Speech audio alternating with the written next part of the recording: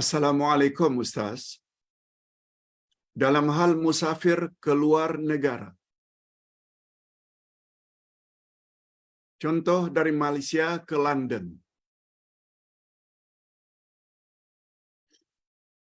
Musafir.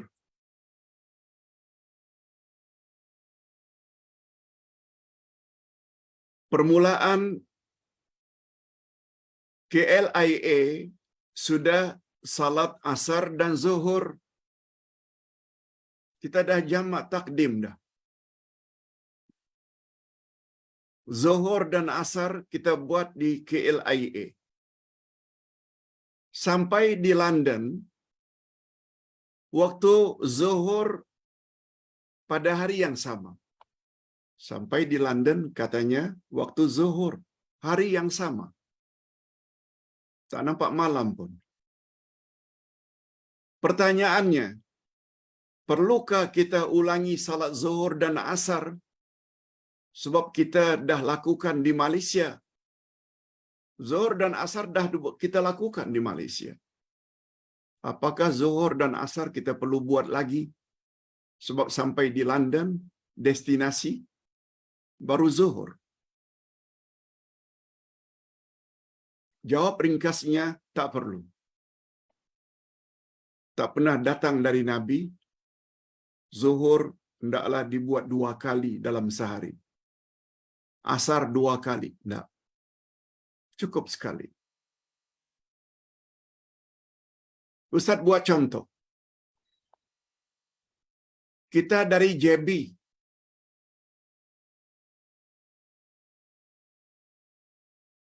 sampai di Tangkap.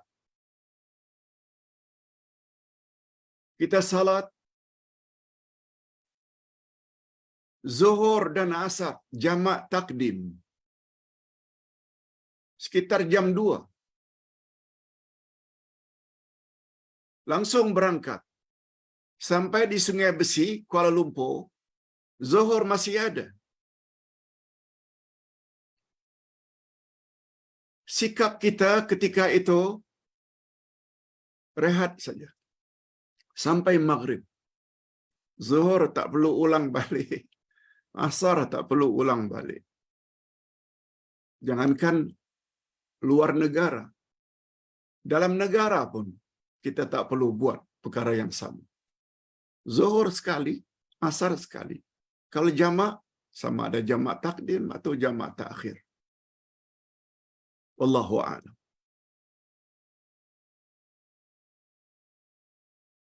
Yang kedua,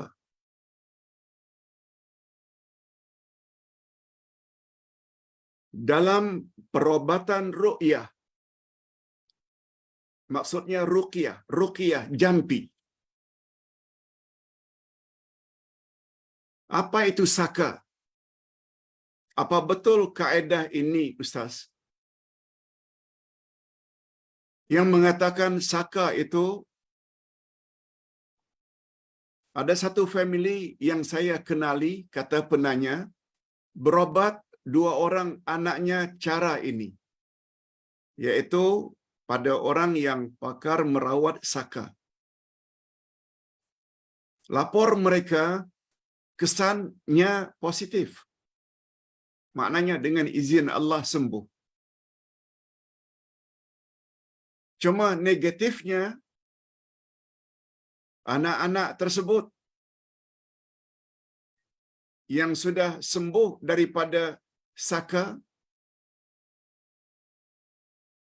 ada prasangka buruk atau prasangka yang tidak baik terhadap atuk nenek moyang mereka. Karena kononnya mereka dapat saka itu seolah-olah penyakit turun-temurun itu berasal daripada atuk nenek mereka yang punya amalan-amalan tertentu pada masa silam. Kan itu maknanya mereka telah berburuk sangka terhadap atuk nenek moyang mereka. Hadirin dan hadirat, setahu Ustaz, memang terdapat dalam masyarakat istilah saka. Saka ini ada kaitannya dengan seseorang yang kemasukan jin, makhluk halus.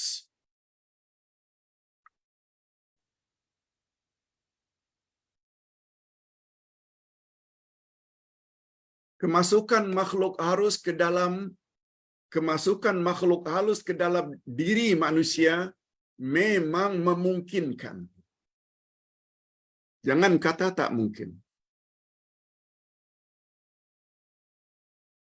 Ini diakui oleh Islam.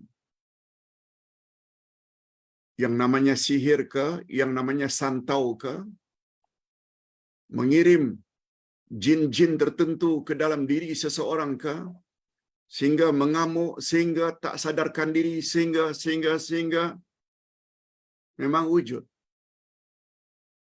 Jin dapat masuk ke dalam diri manusia. Lebih-lebih lagi manusia yang tidak benteng diri mereka dengan ayat-ayat Quran, senang dimasuki oleh makhluk-makhluk halus.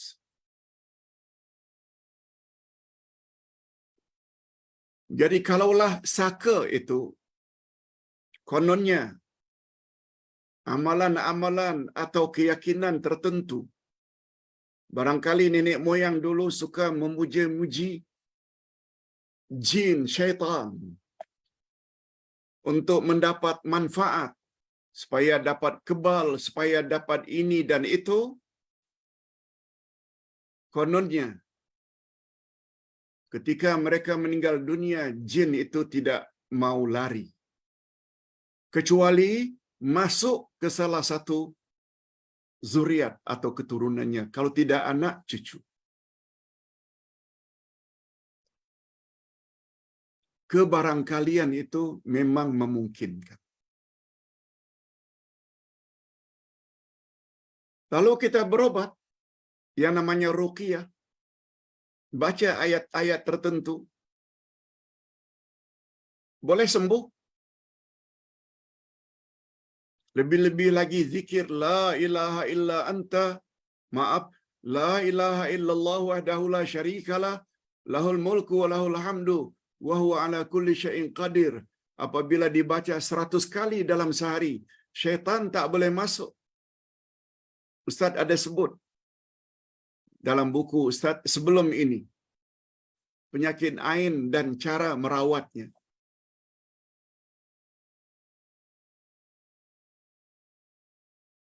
Sila dapatkan buku itu.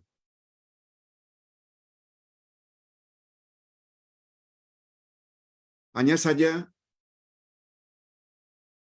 kita memang disuruh supaya mendapat rawatan, dan rawatannya secara ruqyah syar'iyah yang dibolehkan oleh agama. Itu tak salah. Yang salah itu apabila mula menuduh nenek moyang kita yang punya salah. Itu adalah satu sikap yang cukup tercela dan tidak terpuji. Kita orang yang beriman jangan kaitkan itu semua. Katakan saja sudah ditakdirkan oleh Allah, dia masuk. Kita berusaha untuk cari orang-orang yang mampu untuk merawatnya. Wallahu a'lam.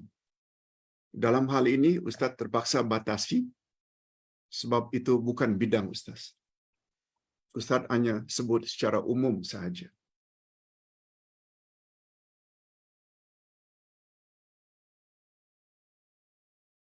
Pak Ustaz, saya ingin bertanya tentang buku Himpunan 50 Doa.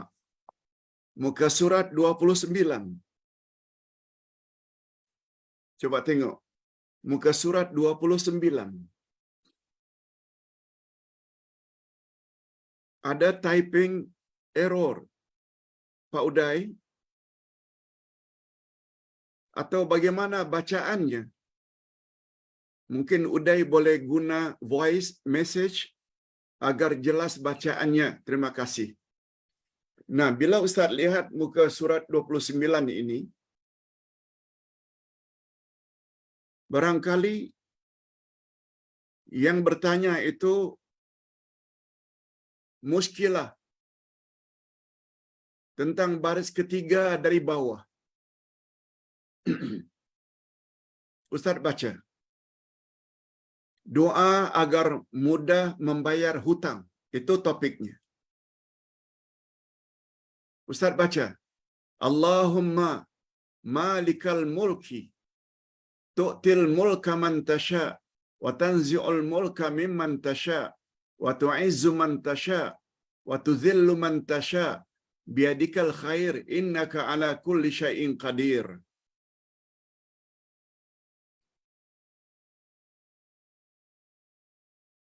Rahmanud dunya wal akhirah. Kalau yang tadi itu ayat Quran. Sambung dengan Rahmanud dunya wal akhirah wa rahimuhuma tu'tihuma man tasha. Nah, barangkali yang diragukan oleh penanya bahagian ini. Wa tamna'u minhuma man tasha. Tertulis di sini macam tanda mati bulat itu dengan fathah baris di atas macam bersatu. Bersatu akhirnya dia menjadi seperti dhammah, tanda depan, padahal bukan tanda depan.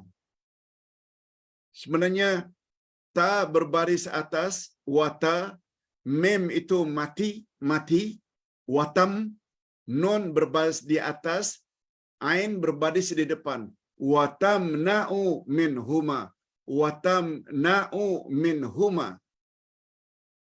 Bukan watamu'u min huma. Bukan watamu'u. Bukan.